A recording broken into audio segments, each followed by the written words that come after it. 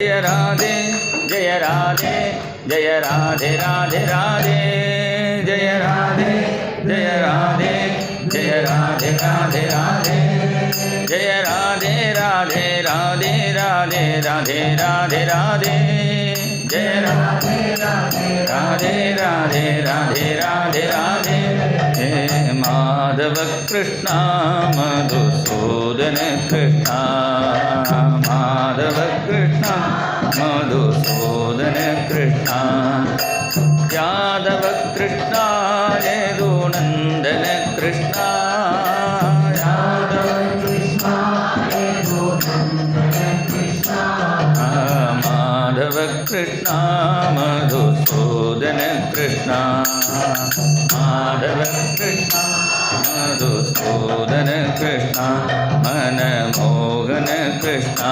मनमोहन राधा मनमोहन कृष्ण राधा मनमोहन कृष्ण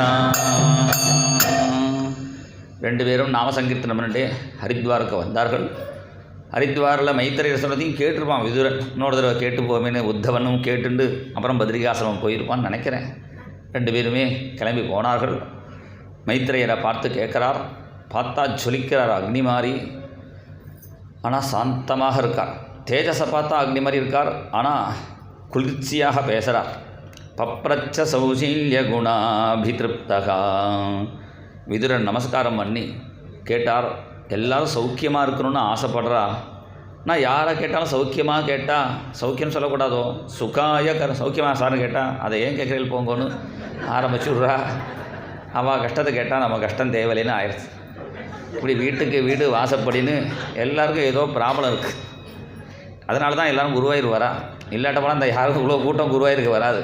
எப்படியாவது இந்த பசங்களை வரவழைக்கணும் அங்கிறதுக்காக தான் பகவானே ஏதாவது ஒரு இல்லாட்ட போனால் இந்த பையங்க வரமாட்டேங்கிறாங்க. அதனால் ஏதாவது ஒரு ப்ராப்ளத்தை கொடுத்து அதுக்காகவாவது குருவாயூர் வரட்டும் அப்படின்னு தான் பகவான் சங்கல்பம் பண்ணுறான். எல்லோரும் சௌக்கியமாக இருக்கணும்னு ஆசைப்படுறா, ஆனால் யாரும் சௌக்கியமாக இல்லையேன்னா. எல்லோரும் சௌக்கியமாக இருக்கிறதுக்கு என்ன பண்ணணும்னா ஒரே ஈஸியான வழி. எல்லாருடைய கஷ்டமும் நீங்கி சௌக்கியமாக இருக்கணும்னா பாகவதம் கேட்டால் போகிறோம்னா. சோகம் நாம் க்ஷுல்ல சுகாய துக்கம் மகத்கதானாம் விரமாய தஸ்ய பிரவர்த்தயே பாகவதம் புராணம் யதாக சாட்சாத் பகவான் ரிஷிபியா. பாகவதம் கேட்டால் அப்படி கஷ்டம் போகும். டாக்டர்லாம் தனித்தனி மருந்துனா கொடுக்குறா. வயத்த வலிக்கு தனி மருந்து, தலைவலிக்கு தனி மருந்துன்னு. அந்தந்த கஷ்டத்துக்கு அந்தந்த தனித்தனி பரிகாரம் தான் ஜோசியாலும் சொல்லுவா. நீங்கள் என்ன இப்போ கேரளாவில் உண்டு ஒற்றை மூலிகா பிரயோகம்னு, ஏக மூலிகா பிரயோகம்னு. இந்த ஒரே மூலிகையை சாப்பிட்டா எல்லா வியாதிக்கும் அதான் மருந்துன்னு. அது மாதிரி எல்லா கஷ்டத்துக்கும் பாகவதம் தான் மருந்து. ஏன் பாகவதம் மருந்துன்னு சொன்னாரா? கஷ்டம் எங்கே வருது எல்லாருக்கும்? அவள் மனசில் தான் கஷ்டப்படுறா. மனசு இல்லைன்னா கஷ்டம் இல்லை. தூங்கும்போது யாராவது கஷ்டப்படுறாளோ? தூங்கும்போது ஒரு கஷ்டம் இல்லை. அப்பாடி நிம்மதியாக தூங்கினேங்கிறான். தூக்கம் வரத்துக்கு கஷ்டப்படுவா, இதை மாத்திரை இதில் சாப்பிடுவா. தூங்கியாச்சுன்னா ஒரு கஷ்டமும் இல்லை.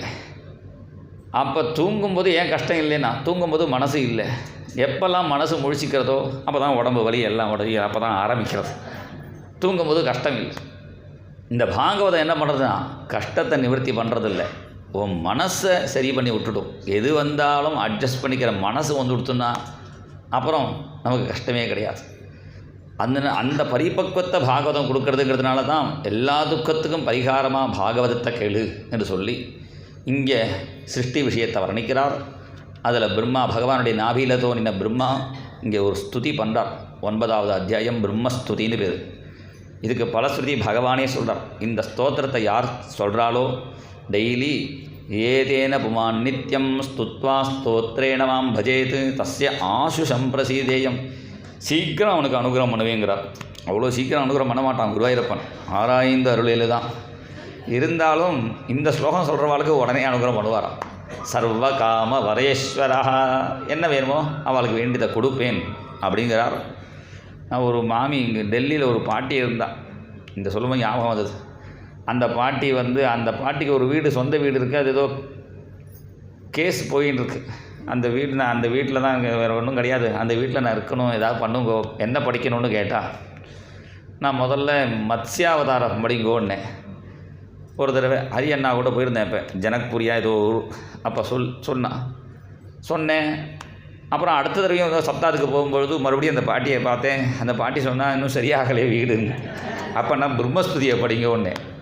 பிரம்மஸ்துதியை படித்த உடனே அப்புறம் அந்த பாட்டி சொன்னால் எனக்கு கடைசி எடுத்து. அப்போ இந்த பிரம்மஸ்துதி பகவானே பலஸ்துதி சொல்கிறோம். அதனால் தஸ்ய ஆசு சம்பிரசீதேயம் சர்வகாம வரேஸ்வரஹா. அந்த பிரம்மஸ்துதியை கேட்டு பகவான் சந்தோஷப்பட்டு பிரம்மாவை பார்த்து மீண்டும் தபஸ் பண்ணுங்கோ, சிருஷ்டி பண்ணுங்கோ என்று சொல்ல மீண்டும் தபஸ் பண்ணி பகவத் தியான பூதேன மனசா அந்யாம் ததோ சிஜத் சனகஞ்ச சனந்தஞ்ச சனாதனமதாத்மபூஹு சனத்குமாரஞ்ச முனின்னு நிஷ்கிரியான் உட்வரேதசா. பகவானுடைய தியானத்தோட, அந்த பகவானுடைய தியானம்னா பகவான் சொல்லிக் கொடுத்த 4 ஸ்லோகம் இருக்கே, அகமேவாசமேவாக்ரே ரிதேர்த்தம் யத் பிரதீயத்தை யதா மகாந்தி பூதானி. இந்த 4 ஸ்லோகத்தை பாகவத ஸ்லோகத்தை சொல்லிட்டே சிருஷ்டி பண்ணினாரா 4 பாகவதால் பிரத்யட்சமாயிட்டார்கள். சனக சனந்தன சனாதனால் இந்த 4 பேரையும் சிருஷ்டி பண்ணுன்னு சொல்ல அவள் சொன்னால் எங்களுக்கெல்லாம் சிருஷ்டிலாம் வேண்டாம், நாங்கள் பஜனை பண்ணிட்டு போகிறோன்னு அவள் முதல்ல பிறந்த குழந்தைகளே அப்பா சொன்ன பேச்சை கேட்காம பஜனை பண்ணிட்டு போயிடுச்சு. இந்த சிருஷ்டியில் முதல்ல பிறந்த குழந்தைகளே அப்பா சொன்ன பேச்சை கேட்கல, அதை இன்னி வரலையும் கண்டினியூ ஆகிட்டுருக்கு. முதல்ல சொல்கிற பிறந்த குழந்தைகளை கேட்க மாட்டேங்கிறது, 2வது பிறந்த குழந்தை கேட்குறது அது ஒழுங்காக கேட்க மாட்டேங்கிறது. அடுத்தது ஒன்று கோபம் வந்துடுத்து பிரம்மாவுக்கு. அந்த பிரம்மாவுடைய கோபமே என்னாச்சு, பிரம்மாவுடைய நெற்றிலேருந்து ருத்ரனாக அவதாரம் பண்ணினது. பிறந்தவொடனே குழந்தை அழுதுது. எதுக்கு அழுதுனா எனக்கு பேர் வைக்கணும்னு அழுதுது. சரி பேர் வச்சார். எனக்கு வீடு கட்டி கொடுங்க. சரி வீடு கட்டி கொடுத்தாரு. கல்யாணம் பண்ணி வைக்கணும். உடனே அவருக்கு 11 பெண்களை கொடுத்து 11 வீட்டையும் கொடுத்து சிருஷ்டி பண்ணுன்னா இவர் என்ன பண்ணிட்டார், பூத பிரேத பிசாங்களை சிருஷ்டி பண்ணிவிட்டார். ஏன்னா இந்த சிவனுக்கும் சிருஷ்டி பண்ணுறதுல இஷ்டம் இல்லை. இந்த காரியம் பண்ணாமல் தப்பிக்கிறதுக்கு 2 வழி இருக்குது. ஒன்று டைரெக்டாக முடியாதுன்னு சொல்கிறது, இல்லாட்டா ஏடா ஊடமாக பண்ணி விட்டுருவோம்.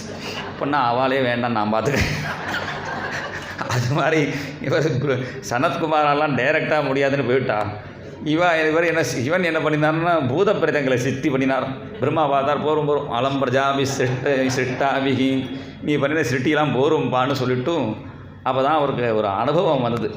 என்னடான்னா சிருஷ்டி வளரணும்னா ரஜோகுணம் வேணும். முதல்ல சத்துவகுணத்தில் சிருஷ்டி பண்ணினதுனால சாத்விகாலா பாகவதாலா போயிட்டா. தமோ குணத்தை சிருஷ்டி பண்ணும்போது பூத பிரேதங்களாக போயிடுத்து. சிருஷ்டிக்கு ரஜோகுணம்தான் முக்கியம்னு தெரிஞ்சுண்டு, ஏன்னா எதுவுமே அனுபவத்தில் தானே தெரியும். அப்படி ரஜோகுணத்தினால மரீச்சி, அத்ரி, அங்கிரசு, புலஸ்தியர், புரகர், கிருது, பிருகு, வசிஷ்டர், தட்சன், கர்தவன் 10 பிரஜாபதிகளை சிருஷ்டி பண்ணினார். அந்த பிரஜாபதிகள் சிருஷ்டி பண்ணின ஜனங்களை அவள் சிருஷ்டி பண்ணக்கூடிய ஜனங்களை வச்சு காப்பாற்றணுமே. அதுக்கு தன்னுடைய ஒரு உடம்போட பாதிலேருந்து ஸ்வயம்புவ மனு சதரூபாங்கிற தம்பதிகளை சிருஷ்டி பண்ணி இந்த பிரஜாபதிகள் படைக்கக்கூடிய ஜனங்களை பூமியில் வச்சு காப்பாற்று என்று சொல்ல, மனு பார்த்தா பூமியை காணும். பூமி பழைய தண்ணியில் முங்கி கிடக்கு. பிரளய ஜலத்திலேருந்து பூமியை மேலே கொண்டு வரணும்னு பிரம்மா கிட்ட மனு சொல்ல, இன்னும் பிரம்மா தண்ணியை குடித்து பார்த்தார். தலையால் தண்ணி குடிச்சேம்பாலே 4 தலையாலும் குடித்தாராம். ஆகாவிபோ ஜலமகம் நெபிபம் புரஸ்தாத் அத்யாபி மஜ்ஜதிமஹி கிமஹம் கரோமி இத்தம் துதங்கியுகலம் சரணம் யதோஸ்ய நாசாபுடாத் சமபவ சிசுகோலரூபி. எதுவுமே நம்மளால் முடியாதுங்கும்போது தான் பகவானை தியானம் பண்ணுவோம். இவர் கொஞ்சம் ட்ரை பண்ணி பார்த்தார். இது நம்மளால் முடியாதுன்னு தெரிஞ்சுட்டு பகவானை தியானம் பண்ணினார். தியானம் பண்ணி இப்படி மூச்சு விட்டார். அவரோட மூச்சுக்காத்தாக வராகதோ கோ நிரகா அங்குஷ்ட பரிமாணகா, சின்ன வராகமாக அவருடைய நாசிகா துவாரத்தில் குதித்தார். இது என்னமோ யாரோ குதிக்கிற மாதிரி இருக்கேன்னு பார்த்தா வராகதோக்கோ பெரிய விஸ்வரூபத்தை எடுத்துட்டான். கஜமாத்திரா, அதான் பிரம்மாண்டன் நல்ல வேலை வரும்போதே யானை மாதிரி வராமல் இருந்தார் அப்படின்னு நினச்சிட்டார். பெரிய ரூபத்தை எடுத்துட்டு பிரளய ஜலத்தில் முங்கி அந்த பூமியை தூக்கின்னு வந்தார். நடுவில் ஹிரண்யாட்சன் ஒருத்தன் வரான். அவனை சம்ஹாரம் பண்ணி இந்த பூமியை தூக்கி நிறுத்தினார். அதனால தான் வராக அவதாரத்துக்கு பெருமை. முதல் அவதாரம் என்ன, பூமியில் தானே கர்மாக்கெல்லாம் நம்ம பண்ணணும். அந்த கர்ம பூமிக்கு அப்பா அம்மா இல்லையே நம்ம கவலைப்பட வேண்டாம். நமக்கு அப்பா தான் வராக பெருமான், அம்மா தான் பூமி தேவி. அந்த பூமியை தூக்கிண்டு பகவான் திருவிடந்தைங்கிற இதில் பார்த்தா தெரியும். அப்படி ஜம்முன்னு ஸ்டைலாக அப்படி தூக்கிண்டு பகவான் அந்த பெருமாள் திருவிடந்தை பெருமாள் வராக பெருமாள் பூமி தேவியை தூக்கின்னு இருப்பார். விழுந்துற போராளின்னு முட்டு கொடுத்து வேற இப்படி கையை பிடிச்சிட்டு அங்கே போய் நேராக பார்த்தா தான் அதை அனுபவிக்க முடியும். அப்படி பகவான் வராக ரூபத்தில் இன்றைக்கி நமக்கு அப்பா அம்மாவாக தாங்கின்னு இருக்கார். வராகம்னா 2 பதம், வர அகஸ், சிறந்த தினம். இது வராகம்னா பாகவதம் ஆரம்பிக்கிற தினம் தான் சுதினம். வராக அவதாரம்னா என்ன அர்த்தம்னா பாகவதம் ஆரம்பிக்கிற தினம் சுதினம் என்கிறது தான் இங்கே வராக அவதாரம். இந்த வராக பெருமான் ஹிரண்யாட்சனை வதம் பண்ணினாருன்னா, ஹிரண்யாட்சம்னா ஹிரண்யம்னா தங்கம், தங்கம் வேணும்னு ஆசைப்பட்டு எல்லாரும் பூமிக்குள் துக்க சாகரத்தில் முருங்கிடுறா. அப்போ வராக பெருமான் ஞானப்பிரான்னு ஆழ்வார் பாடுறார். வித்யா குரவே நமோ நமஹா. இங்கேயும் சொல்கிறார், வித்யா குருவாக பகவான் அந்த பூமி தேவியை தூக்கி நின்று அந்த பூமி தேவிக்கு தான் என்ன சொல்கிறாருன்னா, என்னுடைய நாம கீர்த்தனம் பண்ணினாலே போகிறோம், அவரை நான் காப்பாற்றுவேன்னு பூமி தேவிக்கு சொல்ல, அந்த பூமி தேவி தாயார் தான் மறுபடியும் ஆண்டாளாக வந்து அந்த பரமனடி பாடுங்கோன்னு வராக பெருமான் சொன்னதை நமக்கு சொல்லி கொடுத்தான்னு அண்ணா சொல்லுவார். வராக அவதாரத்தோடு இப்போ நிறுத்திப்போம்.